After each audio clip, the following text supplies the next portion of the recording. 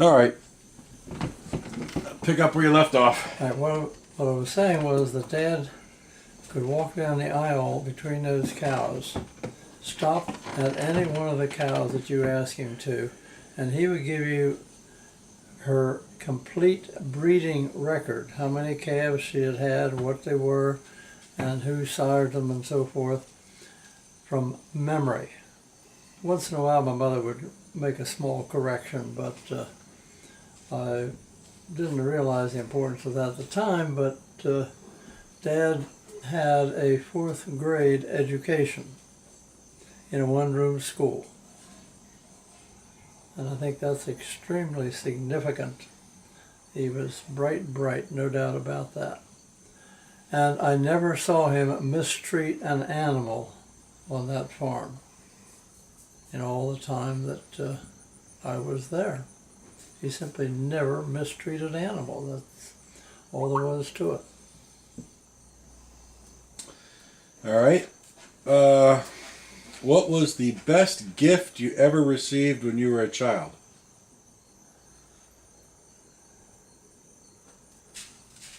The best gift, in fact, my brother and I received it. It was a 2-wheel bicycle, Schwinn, matter of fact, for Christmas. And that gave us a bicycle that we could take turns riding. We didn't have any before that time. All right. When you were a kid, what did you want to be when you grew up? I really didn't have any ideas about what I wanted to be when I grew up. I knew, well, for example, in our family, graduation from high school was just automatically expected. You will graduate from high school. Dad always told us that he would pay for the first year of our college education. The rest of it was up to us, but he also expected us to go to college. And I think those are the expectations that I lived up to. I graduated for 4 years. We'll get to that later. Okay, all right. And that's kind of why I said don't stretch it into other things, because Okay. we'll get there. All right. All right. But I went to college not having any idea what I really wanted to become. All right. Hold on a second. All right. When you were a kid, like say under age 10 or whatever, you remember any big world events in the 30s that stood out? May I tell a story with that? Well, I don't. Okay, but In 1939, my dad, every once in a while, would hire a person who was hitchhiking to work a couple days on the farm. In the spring of 1939, we had a hiker that Dad got to talking to. He wanted to sleep overnight in the barn. He said, of course. And then he got to talking to him, and the more he talked with him, the more he decided, how long do you want to work this summer? And the man said, well, he said, got a number of weeks. I'd be glad to work maybe 2 months, six weeks at least. When Dad found out that what he was doing was working his way across country, and he was doing that to raise enough money to buy a ticket on board a ship that was traveling to Germany, because he told my dad that a world war was coming, and he had been born in Germany and he wanted to go back with his parents, and he knew he had a brother that had already joined the army, and he wanted to join him in the German army. And that really stuck with us, because he spent 6 weeks working for us, and very enjoyable, and he even slept in the house. Why which didn't was really unusual. You should have shot him. Would have been one No. less kraut for us to kill. I'm sorry, but what we didn't do was write down his name. Their mother knew his name and address, because we did not have an address for his parents, who lived in Frankfurt, as a matter of fact. And but he impressed Dad with what was happening in Germany with Hitler, and he didn't like it one bit.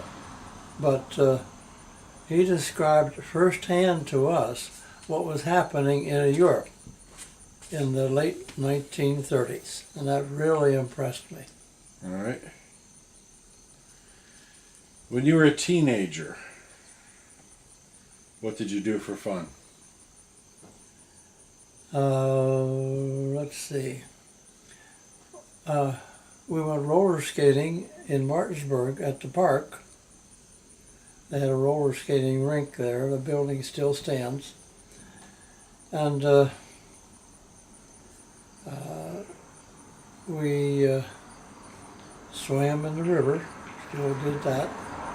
And after we moved to the Enterprise, we would go to a little town outside of Bedford where they had a nice big pool. And on the weekends, we usually head for that pool if we had time. And the other thing we did for a couple of dollars, $1 would buy us 5 gallons of gas in those days. Yeah. We could go to a movie in Roaring Spring, take a date along, and the movie cost us 50 cents a piece. That was another $1. And we'd stop and have a milkshake and a hamburger, and we could do that for another $1. So for $3 out, I mean, for a $3 investment, you could have a whole night out. Yeah. You learned to drive at age 16? Yes. Well, I learned to drive before that. Well, who taught you how to drive? My dad taught me how to drive. In Everett, we had an old Ford flatbed truck, and he took me up in a 10-acre field behind the house. Now he said, I'm going to teach you how to drive. And I was either 13 or 14 at the time. And what was your first car? The first car, I never had a car until your mother and I were married. In fact, we spent a year or so before we bought a car. And I was out of college. Bought a 1946 Ford, 2-door, black. And your mother hated black. She never did like that color. That was our first car. What was your high school graduation like? Very nice, as a matter of fact. How many in your class? There were 8 of us in our class, graduating class. So it's highly unlikely you didn't know all of your graduating class members, right? Oh, we knew everybody. In fact, we knew everybody in that whole school. Well, when you graduated, you knew you were going on to college. Yes. Did you have an idea what you wanted to be at that point? No. You were just going to go to college. I was going to college to get an education. And what college did you go to? Dickinson College in Carlisle, a liberal arts school. And how did you decide on that college? Dr. Derrickson, that I had told you before, served as a mentor and role model for me, encouraged me to go to Dickinson. And I took his advice. I think one of the reasons he encouraged me was the dean of admissions at Dickinson, and he had been classmates in college together, so getting into Dickinson wasn't any problem. So what is your one best college memory?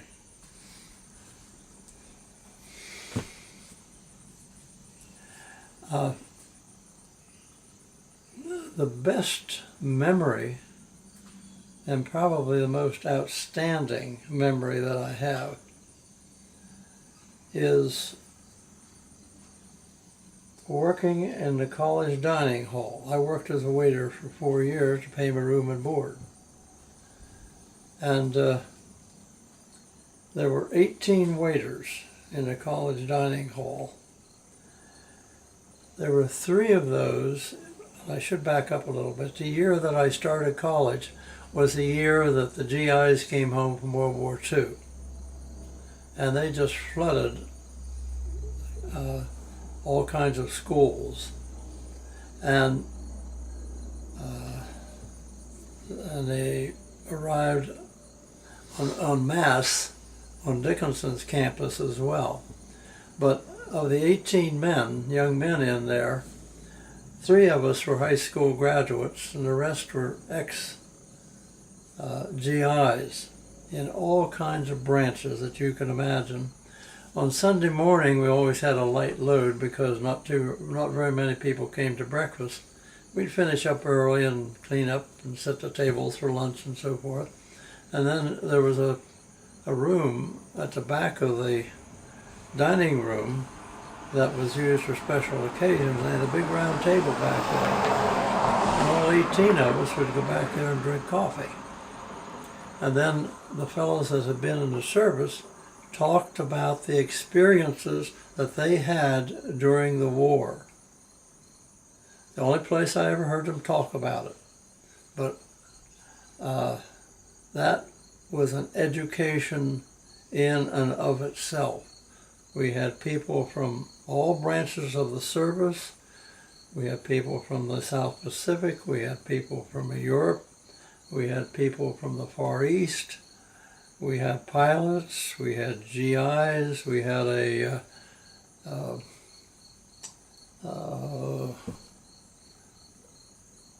what were the boats the Navy had that were real fast? The PT boats? PT boats, yes. We had a PT boat skipper. We had a man who was one of the first members of the frog team, of the Navy's first frog team they had ever put together. We had B-17 pilots, we had B-24 pilots, we had fighter pilots. One guy flew P-52s, North Africa. And then one morning, and this is probably the most outstanding thing that I ever saw. A young man brought pictures, and they were more like 3x4 pictures. They were very small, okay? And he brought a stack of them. And he came in with his coffee, sat down, and passed the pictures around the table. What we saw in those pictures were nude, stacked bodies. He had been with